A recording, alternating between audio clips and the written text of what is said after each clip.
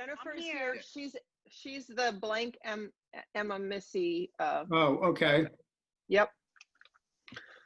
All right, so in accordance with the Open Public Meetings Act, notice of this meeting has been provided by filing a copy thereof with the Home News Tribune and the Star Ledger, and by posting a copy thereof on the bulletin board at Borough Hall.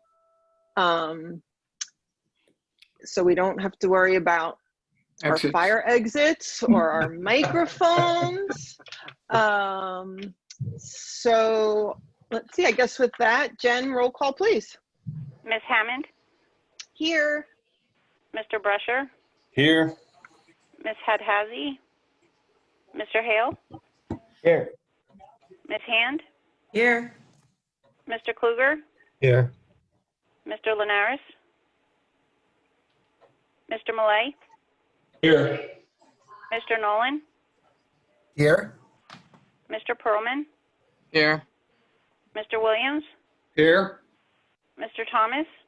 Here. Mr. Constantine? Here. Mr. Cosenza? Here. Mr. Koch? Here.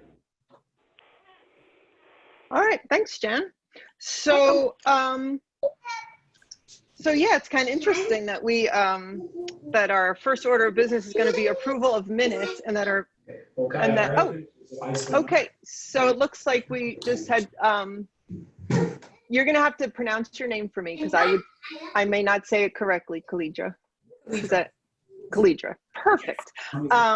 So Roger, this is our new, the council recently appointed Kalidra Hadhazi as our alternate board member. So Hi, maybe we should start with you swearing her in. I will. If you would be kind enough to raise your right hand and repeat after me.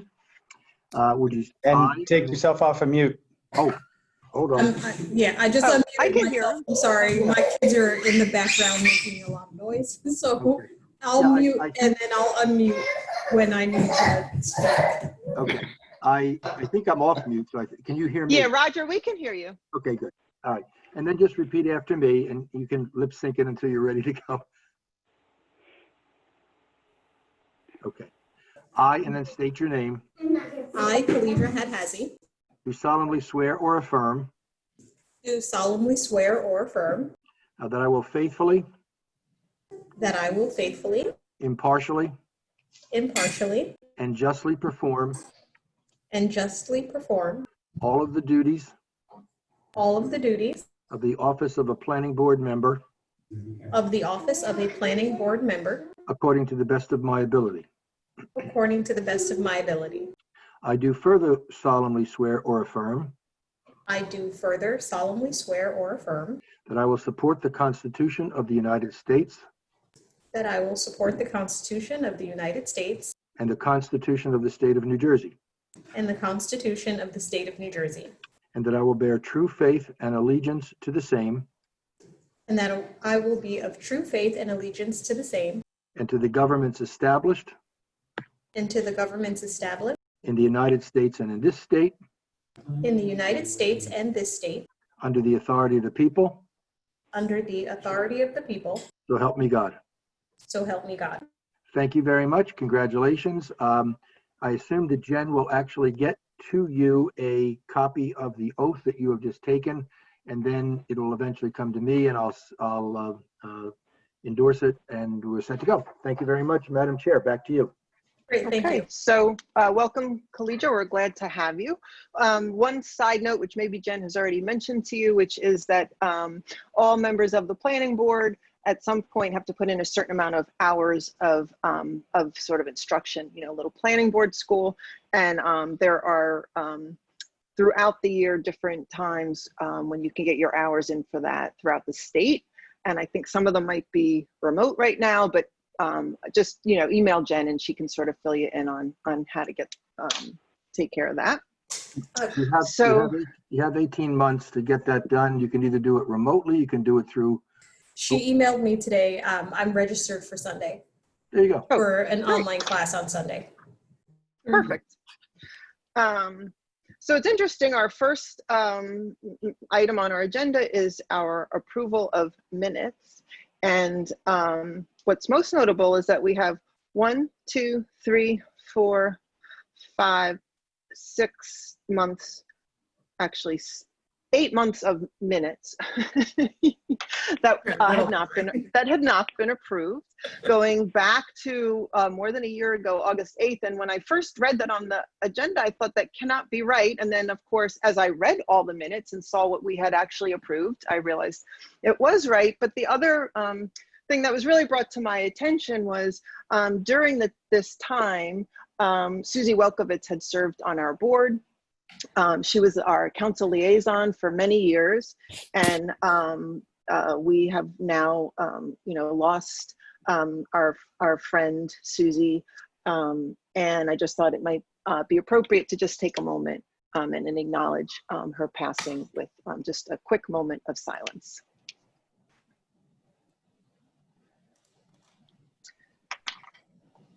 Okay, so we will move on to our approval of minutes, and we'll just go through them one by one. So the first set is August.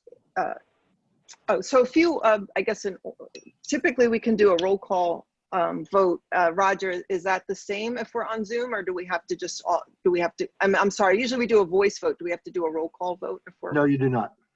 So we'll just do a voice vote for Yes, approval of minutes? Okay, great. Yes. All right, so our first set of minutes is from August 8th, 2019. All in favor, or I guess, I'm sorry, if there are any comments or corrections, please provide them now. Oh, so I guess yeah. I need to abstain on the ones in 2019 Okay. because I wasn't there. So when we do our voice vote, there'll be a to approve, any yes, no, or to abstain. So, but are there any comments or corrections for August 8th? Okay, seeing none, I will accept a motion to approve the minutes of August 8th, 2019. I'll make the motion. Do Second, we have a second? second, Second. Okay. Jen, did you get that? Got it. I'm not sure who seconded. All in favor? aye. Please say Aye. aye. Aye. Any, and then any, I have to also abstain. I was not at that meeting. Matt is Abstain. abstaining. Are there any other abstentions? Abstain. I abstain. Okay. Jen, did you get that? Jen, can you tell Got who's it. saying? Jen, can you tell Okay. who's saying what? I'm sorry? Are you able to tell who's saying what? Yes, because your little box lights up. Oh, there you go. Okay, so our next set of minutes is from September 12th, 2019. Again, are there any comments or corrections? I just have one quick note, Jen, which is on page 5.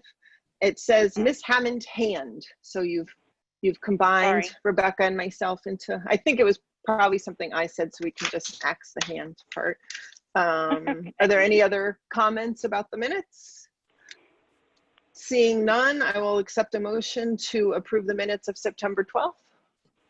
Motion to adopt or approve? That was Pedrick. Do we have a second?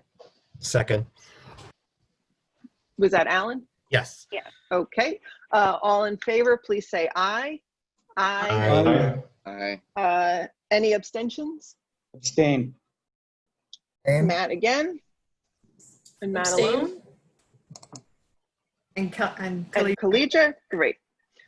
Okay, then next we have our October 10th, 2019 minutes. Again, are there any comments or any questions? Corrections? Seeing none, I will accept a motion to accept the minutes of October 10th, 2019. Motion to accept. Seconded. Accepted by Alan Williams, seconded by, Me. I think that was Jeffrey. Yep. All in favor, please say aye. Aye. Aye. Okay, and then I have to abstain. It looks like Collegia will abstain, Matt will abstain. Are there any other abstentions for the October 10th meeting? I abstain. Steve. Steve Nolan, okay. Moving on to our November 14th, 2019 minutes. Do we have any comments or corrections? Okay, seeing none, I'll accept a motion to approve the minutes of November 14th, 2019. Motion to approve? Okay, that was Pedrick. Do we have a second? Second. Seconded by, I think that was Alan Williams. All in favor, please say aye. Aye. Aye. So we have the abstention of Matt and Collegia. Do we have any others for November 14th? I'll let you vote the next one. No? Okay. Moving on to the December 12th, 2019 meeting. Do we have any comments or corrections for those minutes? Seeing none, I will accept a motion to accept the minutes. Motion to accept? That was Pedrick that I saw. Who? Do we have a second? Second. Seconded by Alan. All in favor, please say aye. Aye. Aye. I'm an abstention. I abstained. Okay, so that was Alan abstain. We have Matt Still and Collegia. I abstain as And well. Steve. And Steve Nolan. Okay, so moving on to the January 9th reorg meeting. Do we have any comments or questions or corrections for those minutes? Seeing none, I will accept a motion to adopt the minutes of the January 9th, 2020 reorg meeting So moved. by Matt. Do we have a second? I'll second. That was seconded by Jeff, is that right? Yes. Okay. All in favor, please say aye. Aye. Aye. Do we have any So, abstentions? I was listed as being present and absent on the minutes there. So So when were you going to mention that, Alan?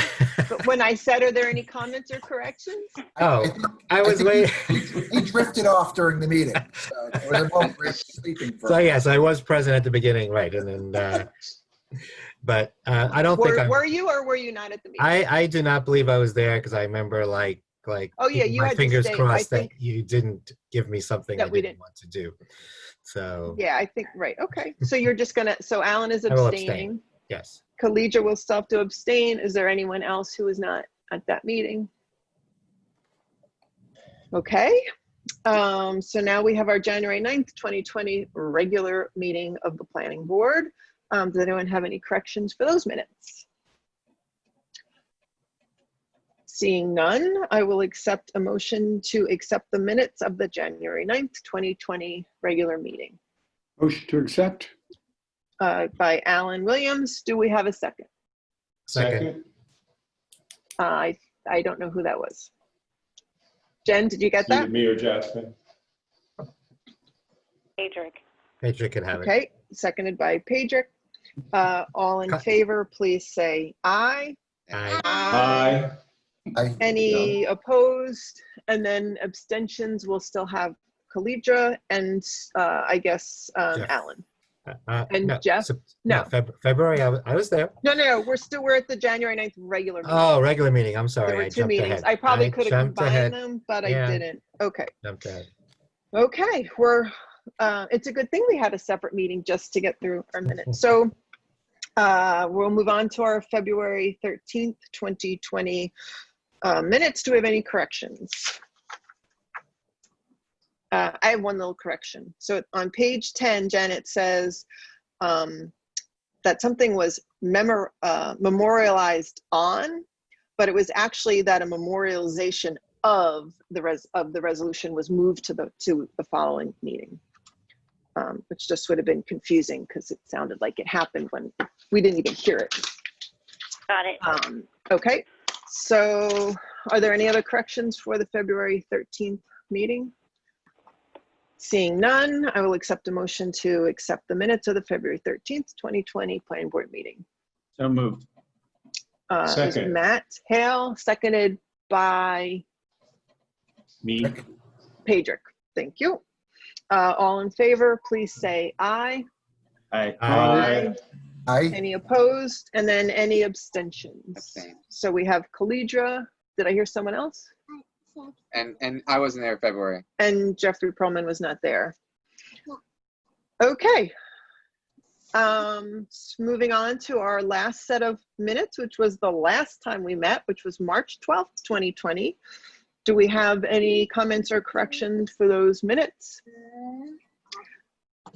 Seeing none, I will accept the motion to approve the minutes of the March 12th, 2020 regular planning board meeting. Motion to approve? Okay, that was Alan Williams. Do we have a second? I'll second. Seconded by Me? Steve Nolan. Steve Nolan. And all in favor, please say aye. You say Aye. Aye. Aye. Any opposed? And then any abstentions other than Yes. Khalidra? So we have Me, Alan, Alan and Khalidra and anybody else? according to this. Great. Patrick, What's that? according to this, I think Patrick was also. And Patrick was, Oh, that's right. That was the last meeting. You're right. I Yes. abstained. I lost track. okay, well, that was a lot of minutes. So that was like a year in review. It was sort of like a good refresher as it had been so long since we've met. So we just thought it would actually be a good idea to get everyone together so that we had a little bit of a trial run so that if in the near future we do have an applicant who wants to bring a matter before us, we have some familiarity with the process and, you know, sort of controlling that. But the only, so we just mostly have a few reports and sort of updates on our agenda. But before that, so it does say, Roger, that you were going to review the member terms. Do you have information available? I'm not sure really what that may mean, other than the fact that it's been so long, it's a little, and I'll ask for Jen's assistance. I know that Jen was the one that was able to point out to me, and maybe to you, Kim, the fact that the ordinance was somewhat confusing in that the terms of both the planning board and the zoning board members were, I don't want to say at odds, but they were at unusual times. And so therefore, it was pointed out to the governing body that in fact that really doesn't make an awful lot of sense in terms of trying to keep things straight. So as a result, an ordinance was introduced, and I believe it was approved, and I believe it was in 2020, but Jen will correct me if I'm wrong, that now then indicated that the terms of the planning and the zoning board members will begin and end on the calendar year as opposed to at other times. So that's really what I think the information is, so that, for example, there were some people that were beginning their terms in June, and others were, it just really didn't make any sense. So if somebody comes in, Khalidra, you are, for example, taking over the term of somebody else, your term can start from now and continue through the end of that term. But nonetheless, all people in the future will end up having their terms end on December the 31st and begin on January 1st. It just makes a lot more sense from a record-keeping viewpoint. And it's sort of important because it's important to know when people need to get reappointed and so that sort of thing is keeping the board credible.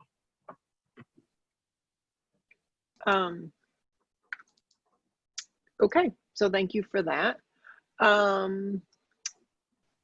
So the next thing that we're going to move on to would be just our general correspondence and reports. Typically, Scott, you give us a little report if there's anything we need to know.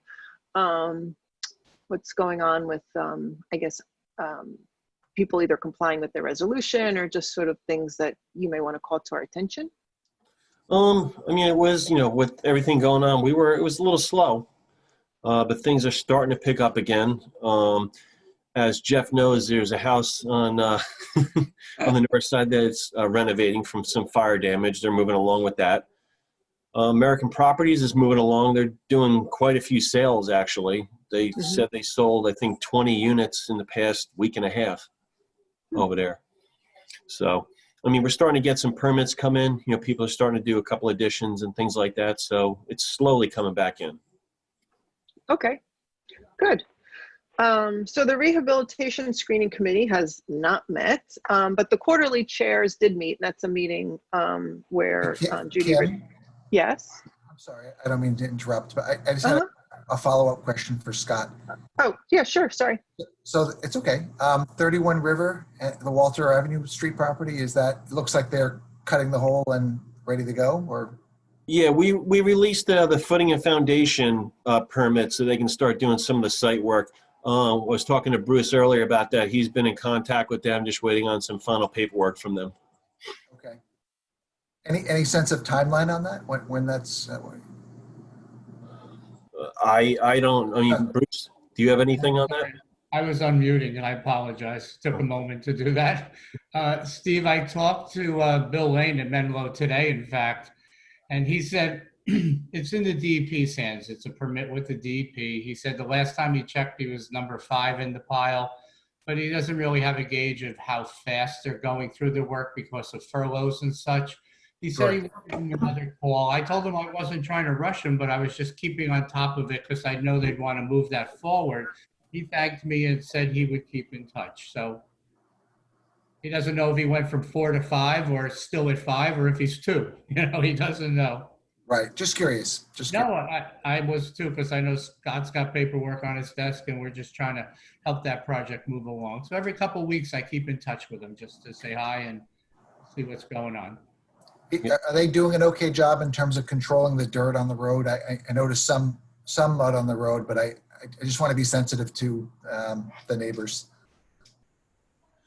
Yeah, I mean, they don't seem that bad with everything so far. So far, so good. Yeah. Okay. Also, Buck Woods brought in their application.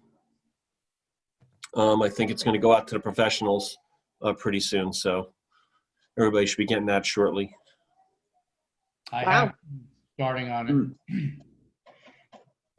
Steve, just to your point, no one from the neighborhood has contacted me about dust or dirt or anything like that. They a while back, they had mentioned something about start times, and we sort of worked through that, but I have not heard anything from the neighbors, and they're not shy if they have a issue. So I saw that the fence has fabric in it, which is great. And right. I think I saw a street machine on it the other day, sort of spreading it out or whatever.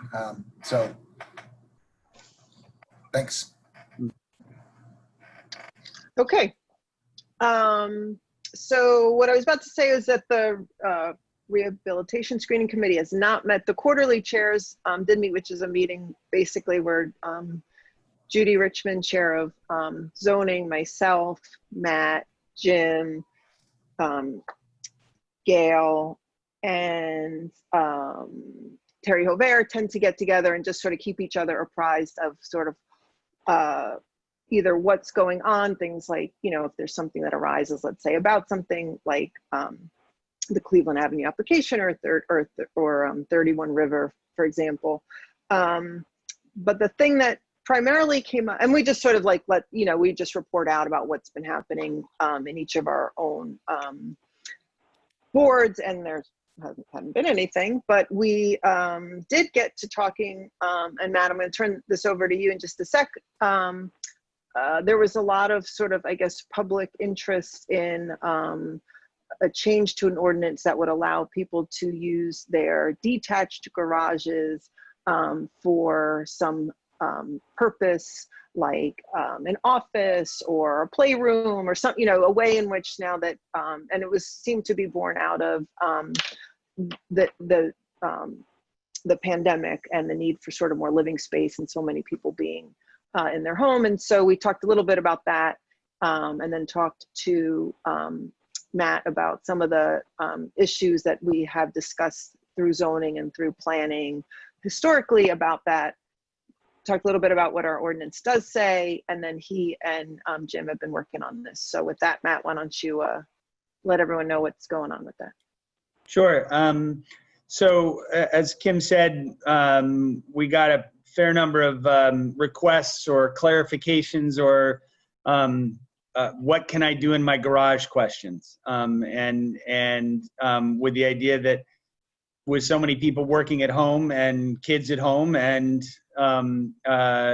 running out of space, a large number of people wanted to see if they could access their garage in a way that would allow them to have a home office. So we after talking with Kim and other folks, tried to make this a relatively narrow addition, with I guess the primary goal is not allowing garages to become apartments at this point. But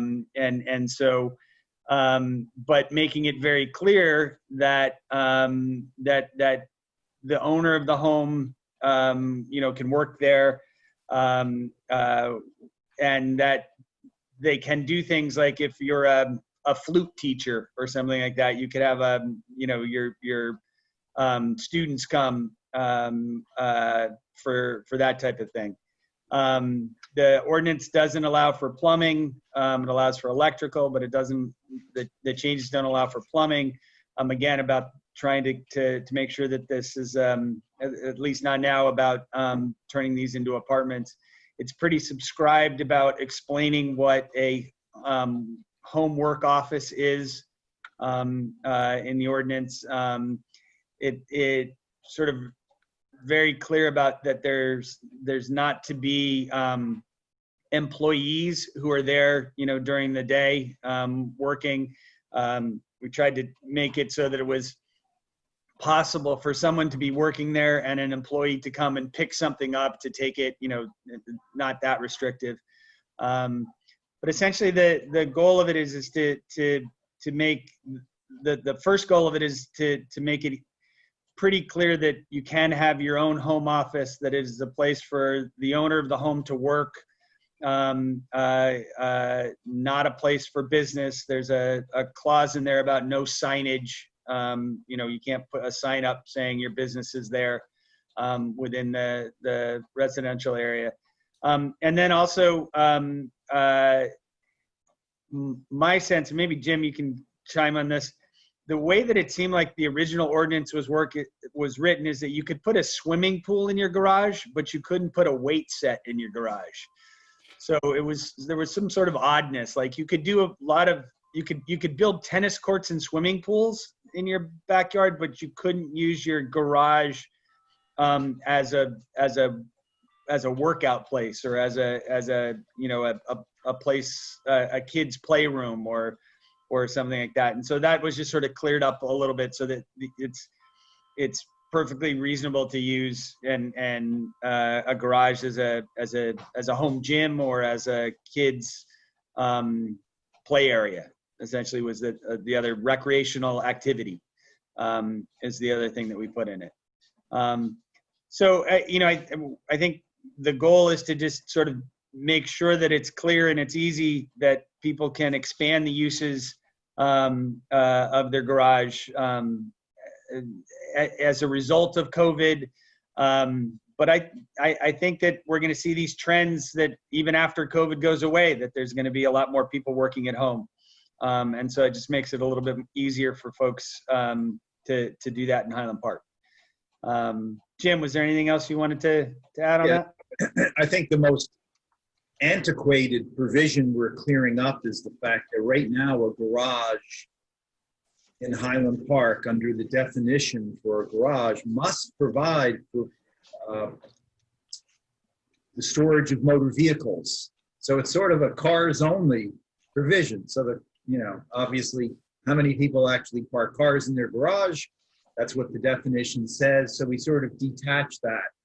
Might be cars. Oh, and it also prohibits a home occupation from occurring in there. And we also left the home occupation definition as is, but as Matt said, made it a little more workable. But it's not just an office. The way it's always read is an activity carried out for gain by a resident and conducted as an accessory use in the resident's home. And now we allow an accessory structure or in the garage. So somebody could be creating things or even lightly assembling things and shipping, whatever. That's an activity for gain. That's the way it reads and will continue to read. We didn't want to say office and take away the ability for people that are doing things that are non-office today legally. Oh, just a question, if it's time for that. Sure. Yeah, that's all I have. So So, is there any restriction on what sort of home business you could do there? I mean, if I want to put a machine shop in there, or if I want to stamp metal, or if I want to, that's my business. That's what I want to do. Am I allowed to do that? 8 to 8? well, to the extent that those businesses would have employees in them stamping out things like that, I mean, I'm not talking, that's the no restriction. employees, no employees. I'm going to do this myself. But I'm gonna cut metal, I'm going to stamp metal. Am I allowed to do that?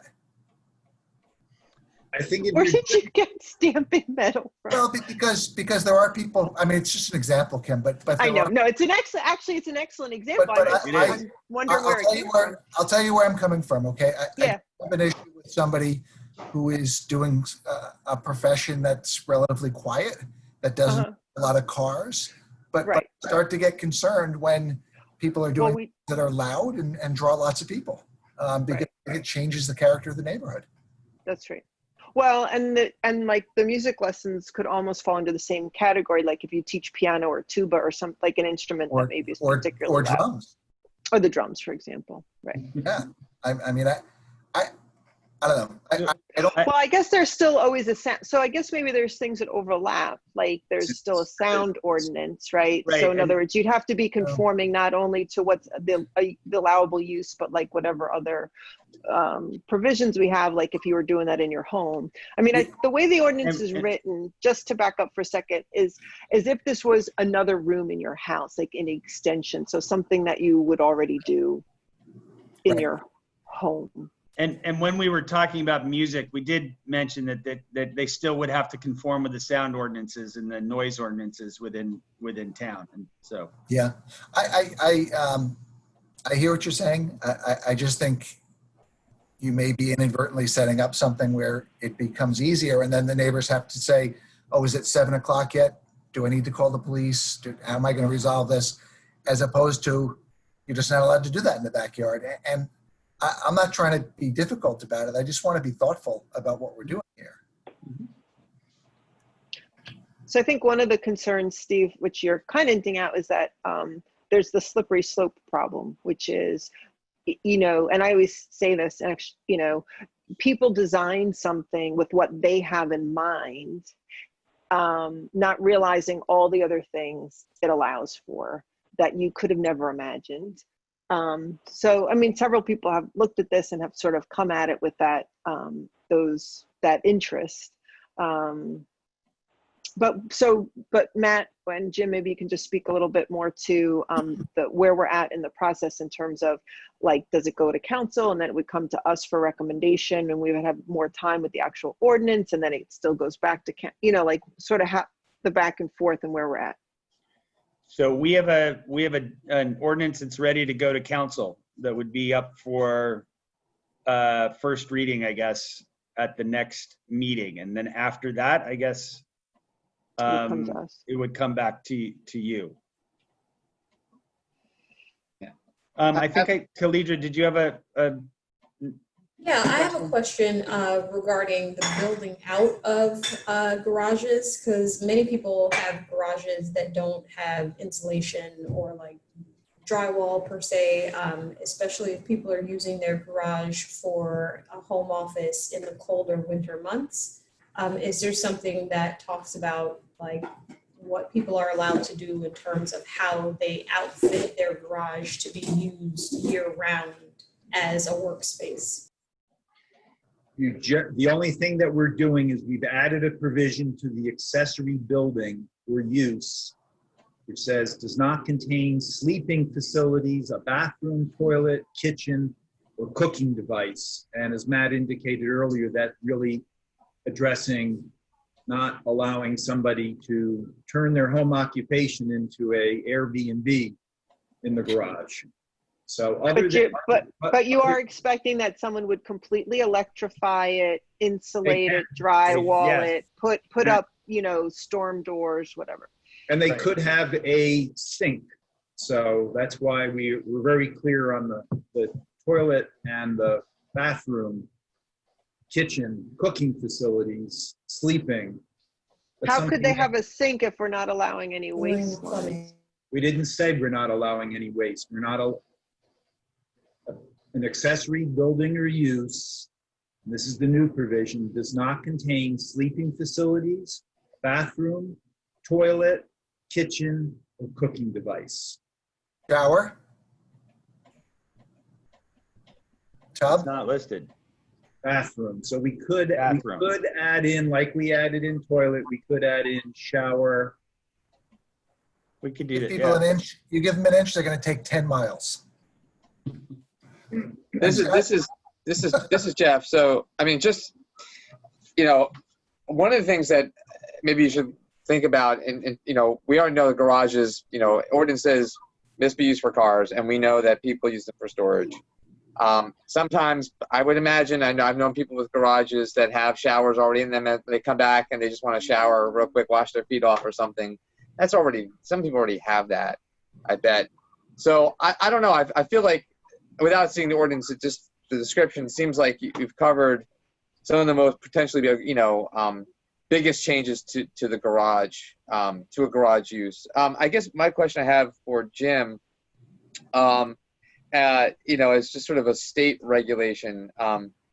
And you probably already didn't answer this, but if we're going to allow people to convert their garages to other accessory uses, does that trip anything in the residential site improvement standards in terms of having to, a requirement to have so many off-street parking spaces? Or if not, just say no. I was just curious.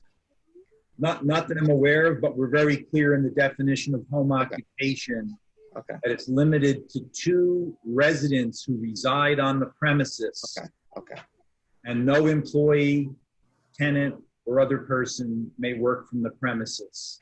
So And no it's usually Airbnb and office. it's a No, bedroom, yeah. and it's a bedroom that would trigger the requirement for more off-street parking. Yes. And But, we're by definition saying it can't be a bedroom, but right. But both Chris and myself have been zoning officers, so we're aware, Steve, of the slippery slope. And so that's why we even say 2 residents who reside on the premises. Reside on the premises. Right. Yeah, exactly. Yeah. What you might get, so. You're not worried about alienating tenants? Well, they would, don't they, So They people reside on who the rent, premises. They're residents. it's not, They rent it. but you don't don't they, have to own the property. No. That's right, they would reside, but they reside. They reside they at the reside. residence. Yeah, they're right. And I hope you don't rule out the sink, because in full disclosure, my garage already had a sink in it when I bought it. So I hope- Right, see, that's right. No, we haven't.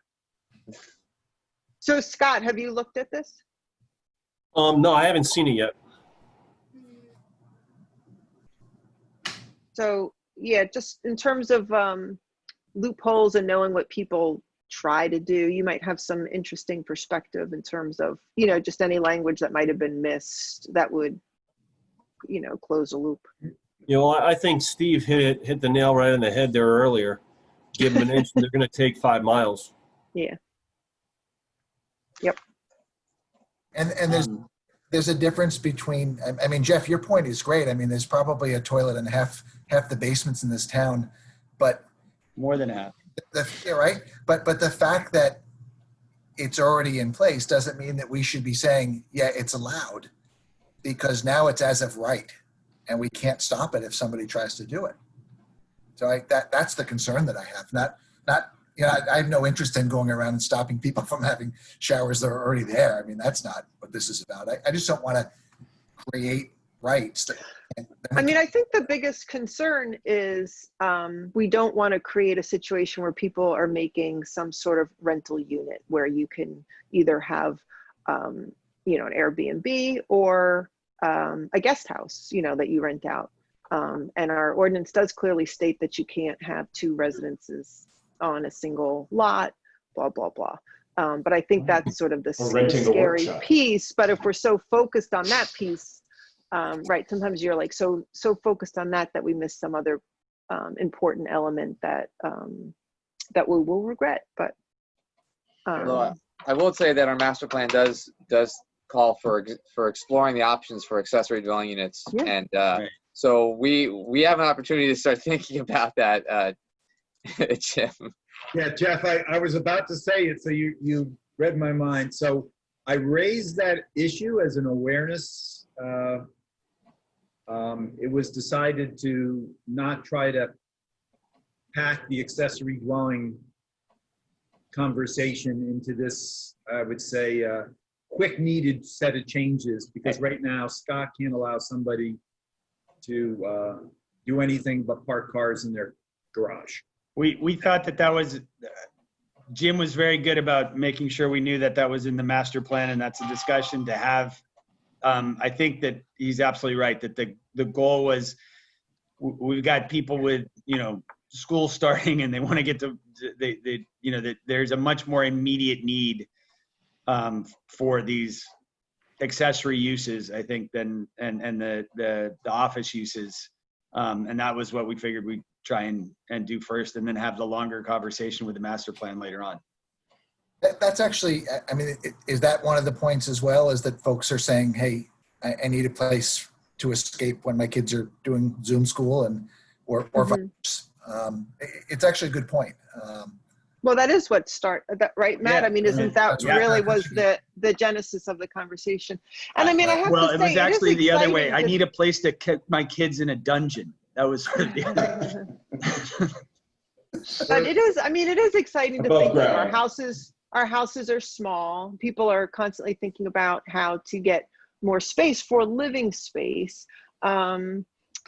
So I think as long as we protect for the fact that it doesn't become some sort of commercial use of your property, whether it's, like I said, rental or guest house or whatever, or cottage industry, where you have cars coming and going, creating sort of parking issues and traffic issues, but that it could, it might be a way for Highland Parkers to better use their spaces. I mean, that other conversation, the conversation about using the garage for living, whether it be commercial or even personal, I have a big issue with. I don't think that's the direction we want to go. Happy to talk about it, but I think it creates all kinds of infrastructure. I mean, living space meaning a breakout room for an office or for the kids' play space. No, I mean a place where people can have a kitchen, bedroom, and all of that. Right, and that we're place for mom. This doesn't do that. Right. That's so anyway, but that's not the conversation. That's not this. That's right. Gotcha. That's right. I got you. Yep. All right. Thank you, Matt. Do you have it? Oh yeah, Alan. A question for Scott. At what point would they need a permit to do the work to make it a playroom, or they're putting in electricity or what have you? Well, if they're putting in the electricity, they're going to need a permit for all that. If they're going to be just putting up some drywall, not changing any of the structure, they're not going to need a permit for that. Okay. Thank you. Kalija? Question for Scott. If someone wants to put in like a mini split air conditioning system in their garage that works as heating and air conditioning, would they need a permit for that? Yeah, they'd actually have to get a zoning permit and a building permit for that as well. The one thing which, I mean, I'm not sure, but if people start doing this, they're creating more living space. Raise the property So taxes. it's going to trigger the tax. That was going to be my next question. Will this trigger a raise in property taxes? My guess, it probably will, because I mean, I live in Colonia. I converted my garage to living space, and my taxes went up. The assessor showed right up when they were doing the final inspections. They will increase the taxes. Okay. Matt, do you feel like we covered what you wanted to with this? I do. I thank you very much. I've got appreciate your insight and your thoughts. So thank you very much. Thank you. So Roger, can you quickly, or I think it's a quick update on the, Alan Williams had floated a question just to understand where Solop is at with their easement and their, I'm at a loss for words. Just they're in accordance with the resolution in terms of the easement. There was, I did an email to that effect I don't know what it was to whom, I can't remember, it was in the last couple of days. That easement has been reviewed by myself, I believe by, at least the understanding is by Bruce as well, and that it is now being discussed by the governing body. I know that there is some email threads that are going back and forth with regard to that easement. I haven't followed that all that closely, but I do know that there has been discussion in the last 5 days about that. So the easement has been reviewed.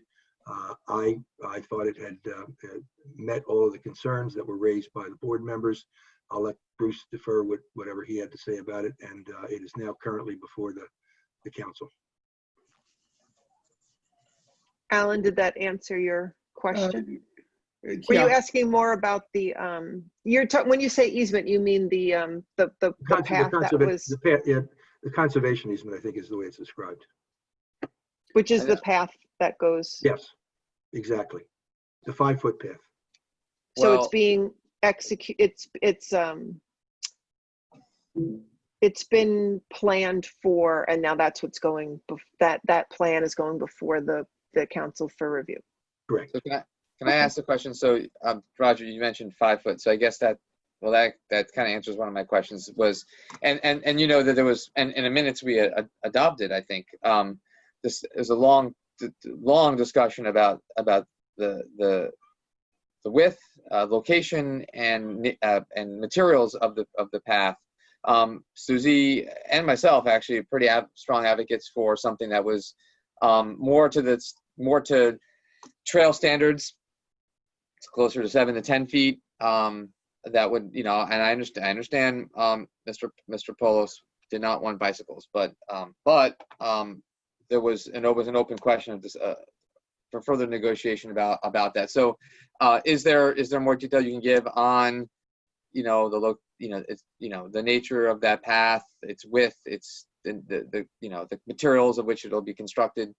My recollection is that it's 5 feet. The location, I think, was something that was had to be defined sort of in the field, as I recall. But I'll defer to Bruce. I don't recall the issue of materials or what specific materials. I don't know, Bruce. Maybe you have a recollection of that.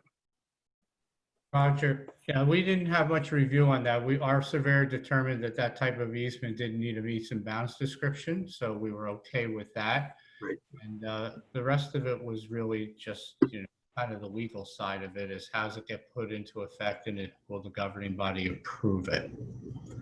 I've not gotten revised plans to show resolution compliance with comments that I had.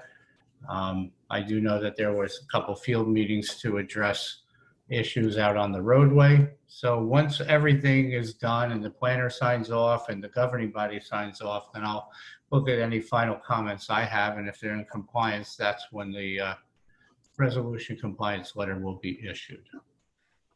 I guess I didn't understand all that. So, sorry, I didn't understand what you said, Bruce, a little bit about. I mean, is if it's a trail that's going to actually have any materials deposit on it so that it's looks like a trail, then it'd have to be, delineated on a map or at least be measured. It is delineated on a map.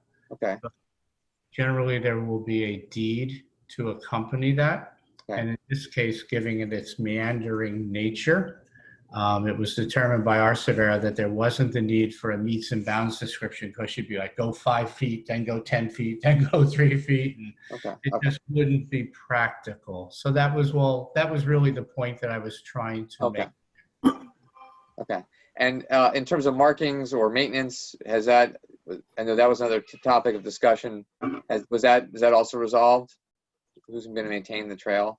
Well, that, if you may recall, that was an issue that is ongoing issue, because it was a question of whether it was going to be maintained by the borough, maintained by the county. It is connected to a county system, and whether the county, and I don't know that has actually been resolved between the jurisdictions. So I think that's a little bit above the planning board's pay grade, I'm afraid.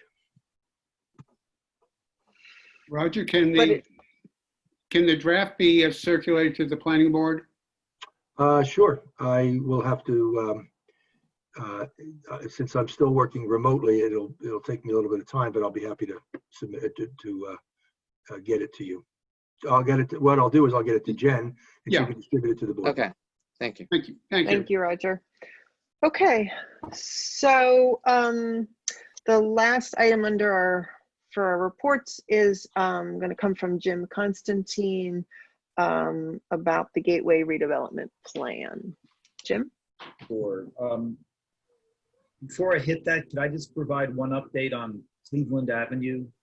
Sure. Yeah, so the Cleveland Avenue redevelopment plan that went through about a 1.5-year process has been approved with a redevelopers agreement by council, and which includes extensive infrastructure improvements, which are about 5,000 lineal feet of pedestrian bicycle improvements, which is a terrific implementation to the ped bike plan rolling out far beyond just the one block we're getting on Walter Avenue from the 31 River Road project. We are getting pieces of that in place. They are planning to submit and Bruce, I know you're sort of getting ready on this one, an application for development, their site plan. Any day now, they just put in place a new attorney. The attorney's reviewing it. Will Bruce try to get a pre-app conference as soon as their attorney says go. They would love to reach the soonest possible planning board agenda, which is why I'm raising it. Probably with completeness and everything, October is a bit tight and November is more likely. So I just wanted to flag that that's probably a November matter. Site plan for the private girls' school at the end of Cleveland per the redevelopment plan. Expect we'll see a highly conforming, if not fully conforming, to the redevelopment plan submission. So on to Gateway. They're working, and Matt may jump in a little bit as well, with the redevelopment entity. We've been looking at some opportunities and issues that have come up downtown, and the best thing I could do is basically say I think we have an opportunity to take some of the downtown strategies in the master plan and potentially really advance them. So we have been asked to prepare a redevelopment plan for the Gateway area. And I don't know if you want me to share a screen and pull up a map so you can see what I'm referring to. Yeah. Share screen. And there it is. Okay. Can you see that from the Sure. master plan? Yep. Mm-hmm. Yeah. I can Okay. see a strategy there, no map. Yep. So these the effort that we're about to begin on really addresses these strategies. One is we recognize in the master plan that all of our redevelopment sites downtown are fairly unique, and they need these custom crafted planning concepts and solutions need to be looked at from a design standpoint. So we're looking at doing that on multiple sites, as you'll see in a second. Part of that is to try to add the downtown customer base with upper floor residences, but also how not to create too much ground floor retail space, which is really what's required in the current redevelopment plan. The formula doesn't work and it's challenging, and it would cannibalize a lot of the space right now that we're struggling to try to tighten up and retain tenants and recruit others to fill vacant space. And then establishing a public gathering space that is talked about in the master plan at Borough Square at the farmers market site. Potentially there's another site that may help us knit everything together. And then lastly, parking management strategy. So we know that the sites downtown often are too small to develop an effective building in terms of enough scale and density and to park on site. And then we have the whole parking access issue. So we think there's an opportunity for sort of a more centralized parking solution that would basically affect several sites. So what you see in the map up on your screen is Tract A, which is the Gateway redevelopment area. That is phase 1 is the gun and boat shop. And then there's 2 lots that in red there that wrap behind the cleaners. We're also looking at the other, what you see there is the various phase 2A, B, C, D. So we're looking at other potential expansions of those 4 properties, which we've already adopted a redevelopment plan for. And the borough is the owner of the Bergen Auto, which is the furthest to the left. I don't know if you can see my cursor or not, in that orange area.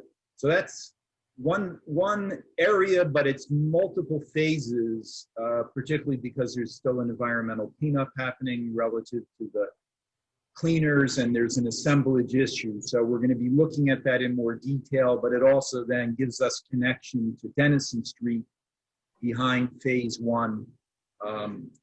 Across the street, we have the 130, 134 Raritan Avenue project, former Jack's, next to the former Jack's Hardware and the former Sunoco.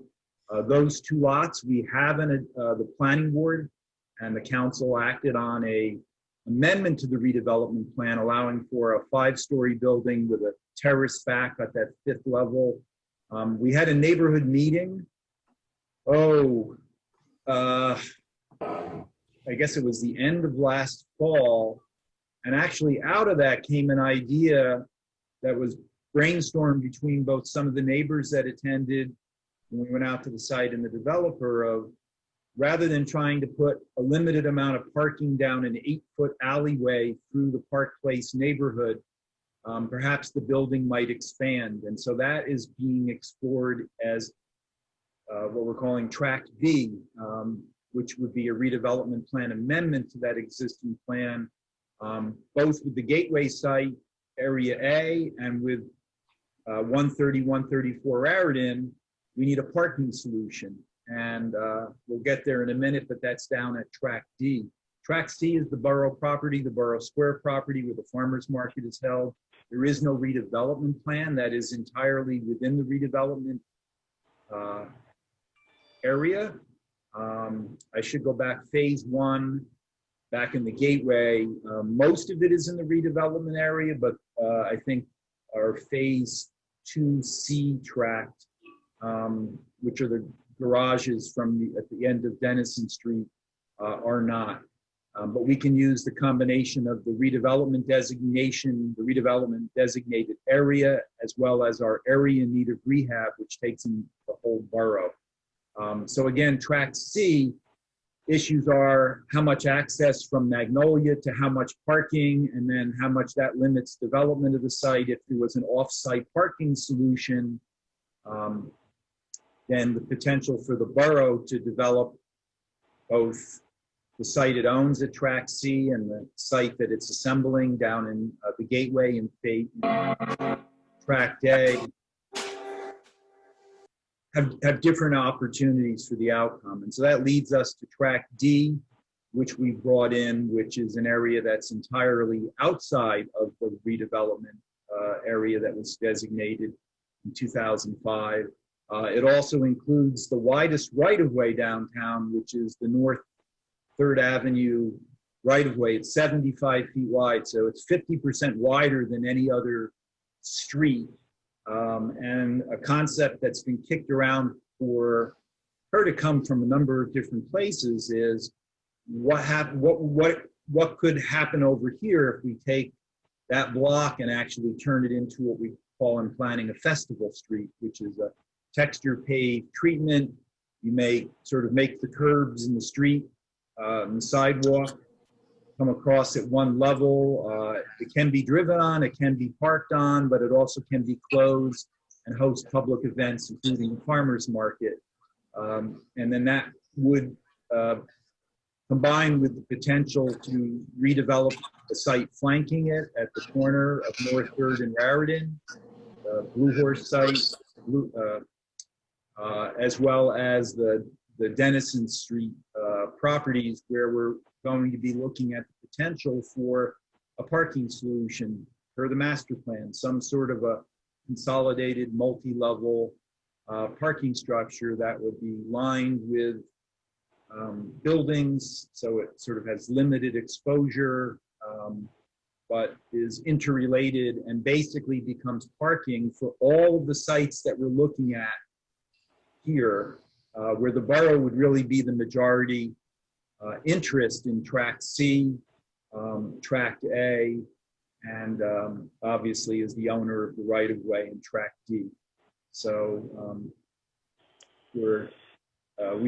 Joe Bauman, the redevelopment attorney for the borough, and our office have been looking at it, and now we've just been engaged as of last week by council to explore this further. It will require outreach, and there is a strategy to try to get a kickoff presentation and post some communication later this month in September, and then reach out with some, I'll call it first ring, stakeholder outreach sessions to look at some concepts and possibilities, and then move into a public presentation probably the second week in November. And then potentially with a plan that would go back to the council and then would be referred to the planning board to be reviewed by the end of the year. And see, the planning board would obviously be part of some of that public engagement, and whether it's virtual workshopping, whether we're trying to have some actual physical exhibits we can place out somewhere downtown is yet to be determined to see what would be effective.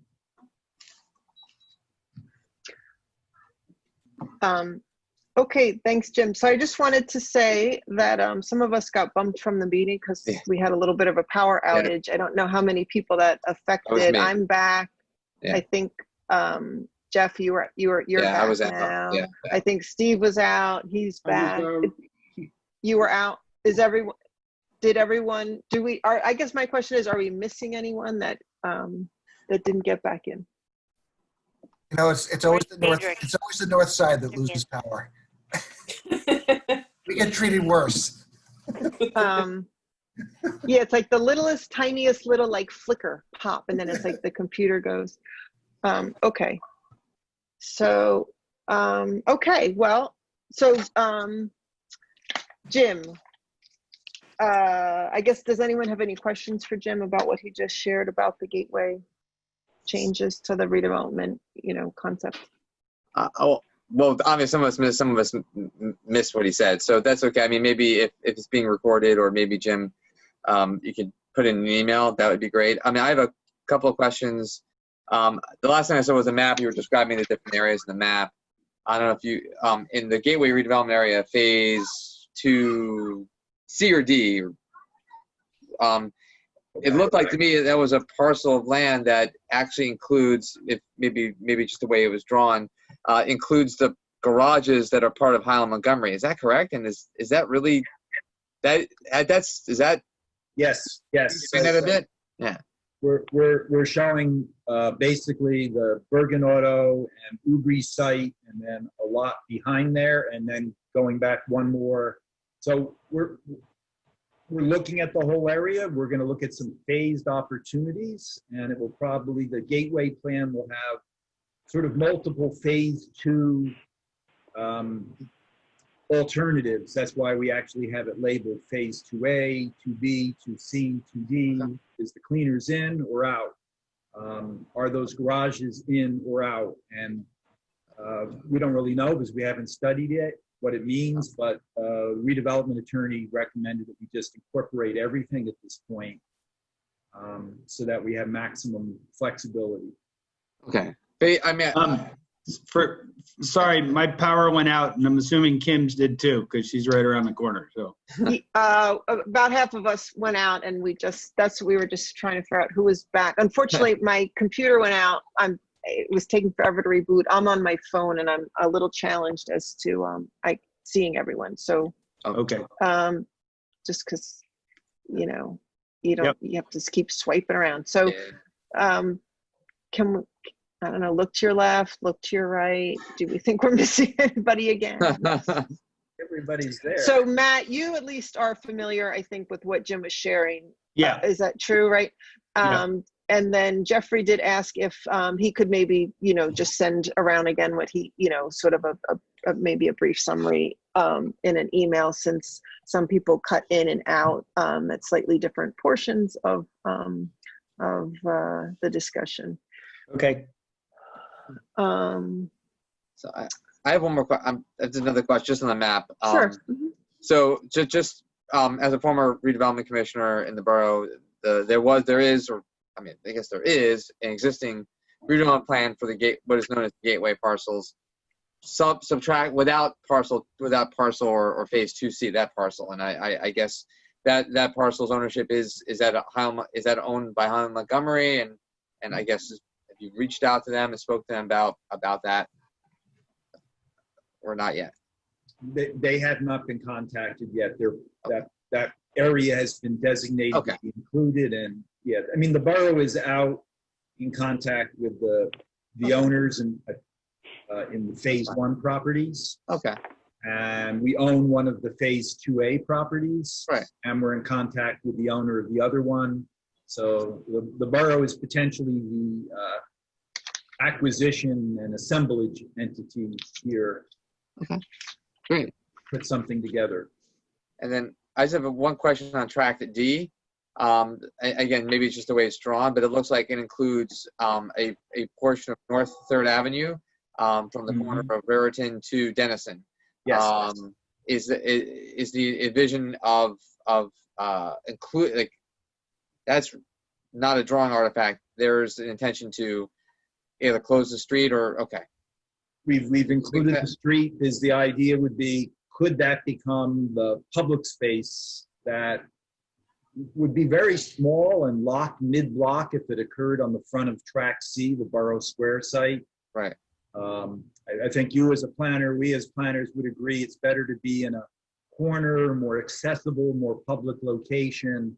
And so I think the idea of could North 3rd, which is the widest street, it's 75-foot wide right-of-way, could that actually become a festival street that you could partially close? And there's an example of that up in Metuchen, what we've done around the plaza there at New Street between the CPS and potential close. We eroded some of the curbs, there's bollards and benches and trees that define the edge. So, and if there's parking that includes some public parking available right there, it might actually work very ideally for the farmers market and potentially other events.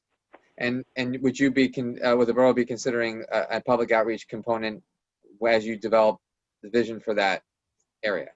Yes. In fact, part of our charge is to develop kind of a design concept, high level, and to look at it both for what would it be day to day if it's just operating as a nice street. How would it work with the farmers market? How would it work closed for other events? And obviously, places that have these sort of spaces right now I think there will be a change post-COVID I'm sure you're with me too, the way Americans use streets and street life and al fresco dining, which I'm a believer can be 12 months of the year, thanks to Vortex and down jackets and space heaters. Space heaters. They do it in France all the time. Smart wool socks and smart wool socks. Thanks, Jim. Thanks for. All right. Does anyone else have any questions for Jim at this time? I just have a question about the redevelopment plan. Does it include acquiring any of these buildings that are in some of these phases? In the phase 1 of the gateway, the borough did apply powers of condemnation, so they can potentially acquire that way. The borough is in the process, I think, of trying to do an arm's length transaction relative to one of the properties there, and that's how we purchased the former Bergen Auto in the phase 2A. And the borough did also acquire lands in Tract C. So the building where Main Street is still or used to be housed next to the farmer's market was acquired, and the back of the dentist office next door, the back of that lot, so along with the rest of it. So the borough has been an assembler of land, and now we think it's an opportunity to take advantage of hopefully the moons lining up, and it's putting the master plan adopted less than a year ago really into action, which that's what excites us as planners. Okay, does anyone else have any questions or? Okay, so at this time, I'm going to open up the meeting to the public. Now, I don't think we actually have anyone from the public. It's, again, a little hard for me to So, see, but unless someone joined can us you in the minimize your last, screen? since our power went out. I can't, I don't, it doesn't look like there's any attendees that are there. right. Okay, so Roger, so seeing none, I don't have to fit, should I open the meeting to the public, or do seeing none, I don't have to actually open? I think you can just indicate what you've just done, that you have verified through Jen that there are no members of the public that are in the audience, the virtual audience, and therefore there's no need to open it up to the public. And Jen, if you could verify that for purposes of the record, since you are the one controlling, theoretically controlling the technology.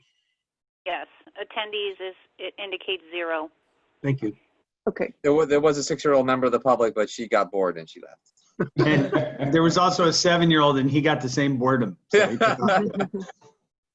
Okay, so are there any other comments or things anyone needed to share at this time with the members of the planning board? Okay, seeing none, I would accept a motion, and I would, before I would, I will accept the motion to adjourn. Motion to adjourn. Do we have a second? Seconded. All in favor, please say aye. Aye. Aye. Aye. Okay, so now I'll thank everyone for what I thought was a great meeting. And I actually saw your faces. Normally when we sit at the dais, we just see a bunch of empty chairs. So that was kind of nice. But it looks like we will stay tuned. Jen, what is the date of our October meeting? I don't have it on my. Off the top of my head, I want to say it's the 8th. But I Okay, could be so wrong. I'm opening up my calendar. So planning board is, October 15th. I'm not sure why. October, oh yeah, I don't know why. Okay. So till we meet again, everybody. Thank you so much, Jen. Thanks for taking this on Thank you. and hosting us. Good night, all. Good night, everybody. Good night, all.